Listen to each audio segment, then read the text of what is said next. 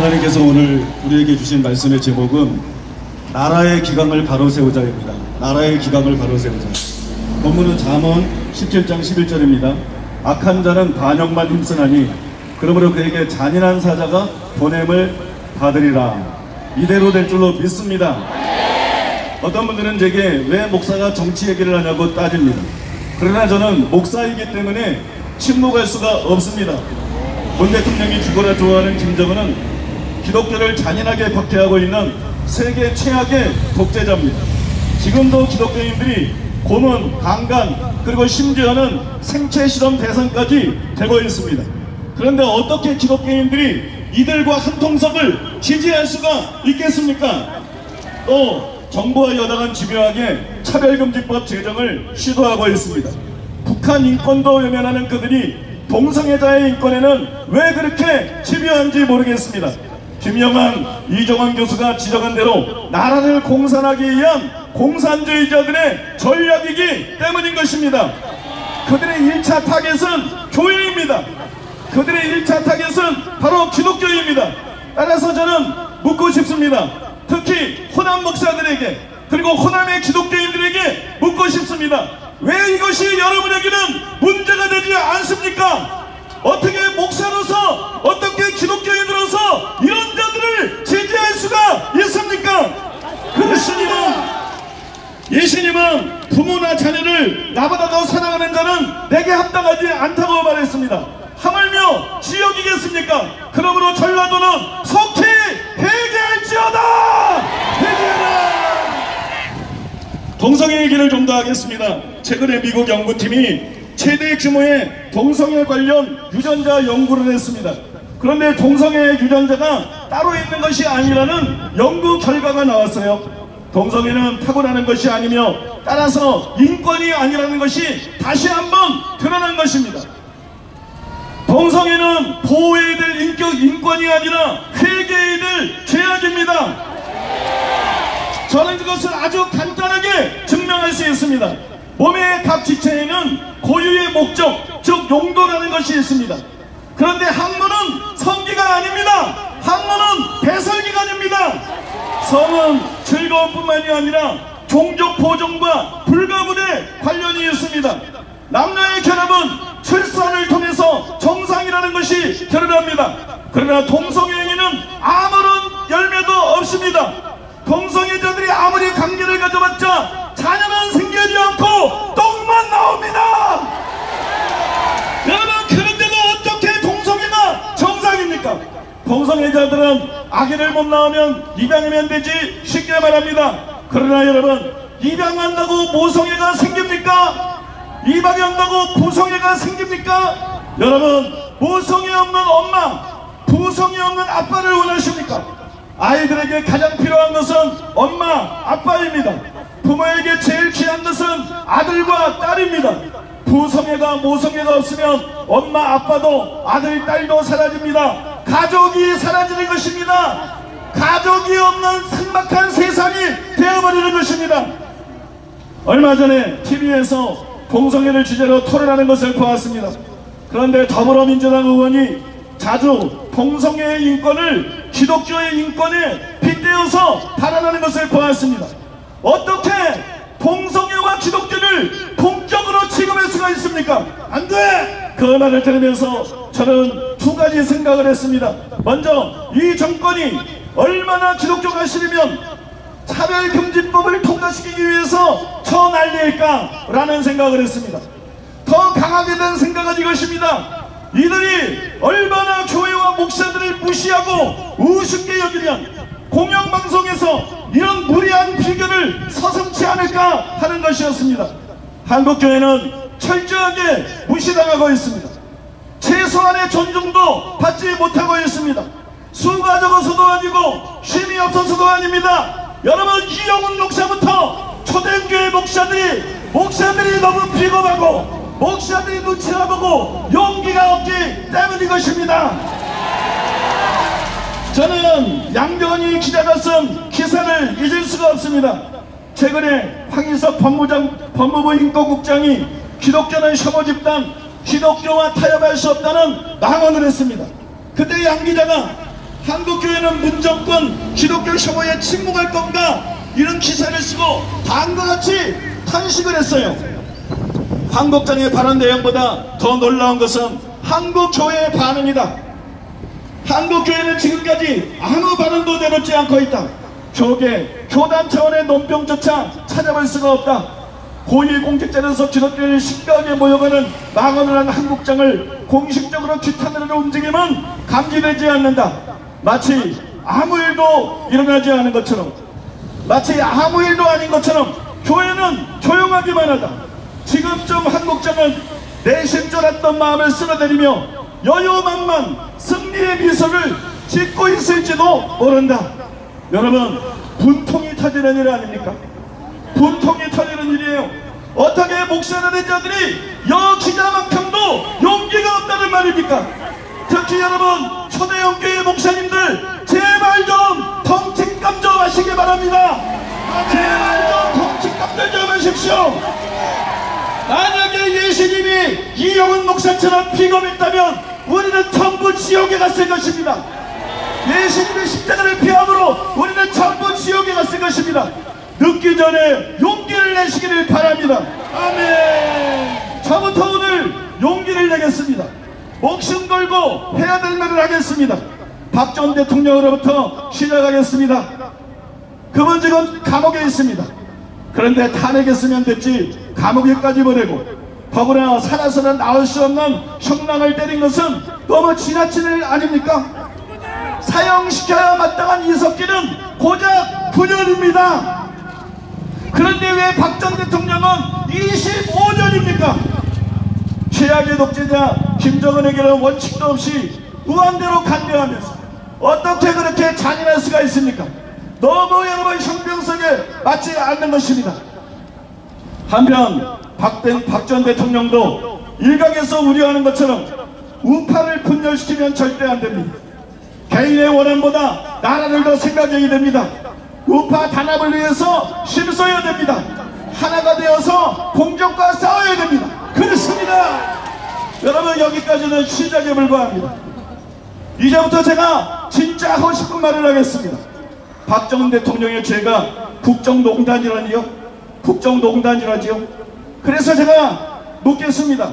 문 대통령은 국정농단 아닌가요? 역적이요, 역적! 모신만 발행위는 문재인의 마이웨이, 이것이 국정농단이라고 썼습니다. 한 의원은 급격한 최저임금 인상에 대해서 이거야말로 심각한 국정농단이라고 지적했습니다. 무엇보다 임종석의 월권은 여러분 최순실에 비해도 뒤지지를 않습니다.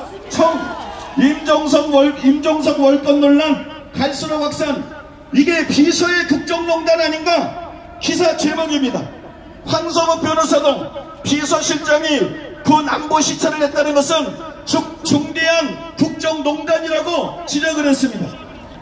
심지어 대한민국에 지금 대통령이 둘인가? 문재인이 대통령이냐? 임종석이 대통령이냐? 여러분, 이런 논평까지도 있었습니다. 국정농단입니다. 그러므로 우리는 문재인을 국정농단의 죄를 물어서 반드시 탄핵해야 될 줄로 믿습니다. 그런데 문재인 대통령의 가장 큰 죄는 국정농단이 아닙니다. 이적행위입니다.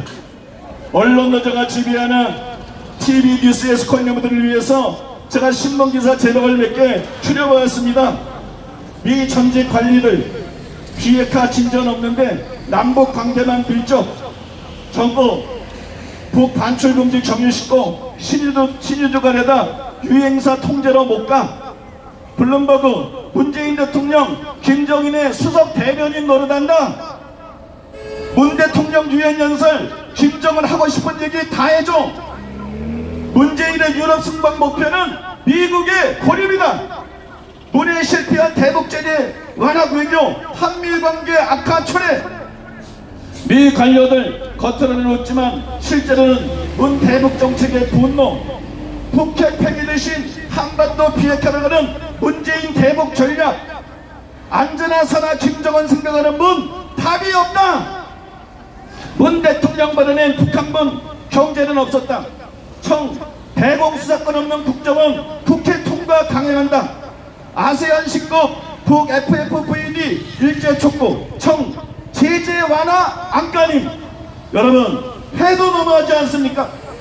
그래서 참다 못한 김동길 교수님과 320명의 지식인들이 기자회견을 열고 문재인 반역 정권이 자유민주인력 법치와 국가안보, 국가 미래를 파괴하고 있다고 성토한 것입니다. 여기서 우리가 주목해야 될 것은 반역 정권이라는 표현입니다. 문재인 정부는 반역 정권입니다. 그들은 현 정부가 왜 반역 정권인지 5가지 이유를 댔습니다. 1. 김정은 체제는 실질상 아무것도 변한 것이 없는데 대한민국만 일방적 무장해제로 치닫고 있다. 2. 스스로 지키기 위한 방어적 무장을 해제하면서 평화의 시대가 온 것처럼 온 국민을 속이고 있다. 3. 대북제재의 국제공조에 구멍을 내면서 한미동맹을 빈 껍데기로 전락시키고 있다. 4. 입으로는 시민평화를 지킨다고 하고 흔들림 없는 한미동맹을 말하지만 행동으로는 정반대로 무장해제와 동맹 해체로 치닫고 있다. 5. 국방을 약화시키고 휴전선과 NLL을 김정은의 소원대로 열어주고 국민을 김정은의 핵인질로 만들어버렸다. 이 5가지를 근거로 해서 문재인 정권은 실로 반역 정권이다. 이런 여러분 결론을 내렸습니다. 증거가 넘쳐납니다. 지난주의 일입니다. 이름도 혐오스러운 백도칭송위원회가 결성이 돼서 대한민국 서울 한복판에서 김일성과라는 조화를 들고 김정은을 연호했습니다. 안돼! 그런데도 여러분 그냥 내버려두는 것을 보면 이 정권은 반역 정권임이 100% 틀림없습니다. 그렇습니다. 여러분도 아시겠지만 오늘 이 대회의 성공을 위해서 세종문화회관에서 시민단체장회의가 열렸습니다. 조갑재 선생께서 명강연을 해주셨는데 그때 제일 강조한 것이 무엇이냐? 바로 이것이었습니다. 김일성, 김정일, 김정은은 3대에 걸쳐서 우리 한민족 2000년 사상 동족을 가장 많이 죽인 자들이다. 민족 반역자다. 이것이었습니다. 그에 제 마음에 콕 와서 박히는 이런 말을 했습니다. 한번 따라해 주시기 바랍니다. 민족 반역자와 공조하는 자는 민족 반역자다. 민족 반역자다. 그러자 여기저기서 맞다, 문재인은 민족 반역자다, 사형시켜야 한다, 이런 외침들이 들려왔습니다. 여러분 이것이 진짜 민심입니다. 그렇습니다. 어디 한번 확인해 볼까요? 여러분 문재인이 민족 반역자입니까 아닙니까? 반역자 맞습니다. 그렇다면 반역자를 단지 탄핵만 시켜야 됩니까? 아니면 사형시켜야 됩니까? 사형시켜야 됩니다. 사형이요, 사형. 반역자는 탄핵이 아니라 죽여야 됩니다. 여러분과 저도 같은 생각입니다. 문재인은 탄핵으로 충분하지 않습니다. 역사를 보면 반역자들은 항상 사형시켰습니다. 그러므로 탄핵할 뿐만 아니라 반드시 사형시켜야 됩니다. 다시는 빨간 문들자들이 우리나라와 식량을 가지고 장난치지 못하게 극형에 처해야 됩니다. 극형에 처해서 나라의 기강을 바로 잡아야 됩니다. 저는 이렇게 대놓고 반역을 꾀하는데도 사형시키지 않으면 이 나라는 나라도 아닙니다. 이 나라는 나라도 아닙니다. 국민은 국민도 아닙니다. 아유, 나라 없애버립시다. 여러분 반역자를 처벌하지 않으면서 그것이 무슨 나라다운 나라입니까? 그래서 여러분 제 말에 동의하시면 두 주먹 불꽃 쥐고 따라해 주시기 바랍니다. 큰 소리로 따라해 주시기 바랍니다. 박근혜가 탄핵감이면 문재인은 사형감이다. 탄핵하고 사형시켜서 나라의 기강을 바로잡자. 마지막으로 저는 그 시각국 국민들의 이름으로 자유한국당 당권과 자기 대권을 노리는 분들에게 한 말씀 드리겠습니다. 먼저 김성태와 김병준은 속히 물러나야 됩니다. 그 외에 당권이나 대권에 도전할 분들은 헌법에 따라서 반역자들을 처단하고 나라를 바로 세울 용기가 없으면 감히 나서지 말아라. 너 하나 대표하라고 우리가 모인 것이 아니고, 너 하나 대통령의 목으로 우리가 모인 것이 아니고, 자로 신경이 기운 이 나라를 바로 세우기 위해서 우리가 모인 것 아닙니까? 여러분, 우리나라의 현재 상황은 매우 위급합니다. 비겁했던 이명박 정권 때처럼 낭비할 시간이 없습니다. 더 이상은 낭비할 시간이 없습니다. 그러므로 나라를 위해서 죽을 각오가 된 분만 나와서 반역자들을 처단하고 나라의 기강을 바로 세워주시기를 바랍니다. 우리는 트럼프가 아니라 하나님을 바라봐야 됩니다. 우리는 트럼프가 아니라 하나님을 의지해야 됩니다. 그래서 기도로 마치겠습니다. 따라해 주십시오. 만왕의 왕이신 하나님, 왕을 세우기도 하시고 패하기도 하시는 하나님, 왕을 세우기도 하시고 패하기도 하시고, 북한의 김정은을 패하여 주시옵소서. 북한의 김정은을 패하여 주시옵소서. 남한의 문재인을 패하여 주시옵소서. 남한의 문재인을 패하여 주시옵소서. 예수님의 이름으로 기도하옵나이다. 예수님 이름으로 기도합니다. 아멘. 두 손 들고 아멘. 할렐루야.